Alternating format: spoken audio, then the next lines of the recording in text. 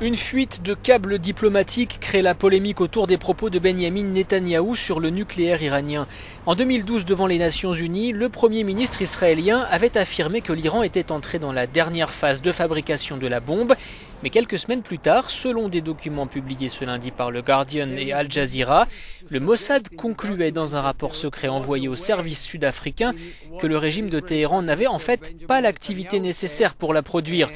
Pour cet analyste israélien spécialiste du renseignement, rien dans le document ne laisse penser qu'il y avait un désaccord entre ce que le Premier ministre Benyamin Netanyahou a dit et l'estimation faite par la communauté israélienne du renseignement. Il y a une différence d'interprétation sur les détails de l'avancée du programme nucléaire iranien, dit-il. Et donc je pense que l'impression qu'Al Jazeera a essayé de créer autour d'un désaccord est totalement erronée.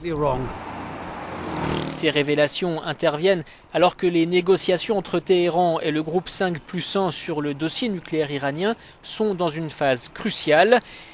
La paix avec l'Amérique, bien entendu une paix juste et équitable, n'est pas dans l'intérêt d'Israël, de l'Arabie saoudite et de ceux qui ont créé État islamique, estime cet habitant de Téhéran.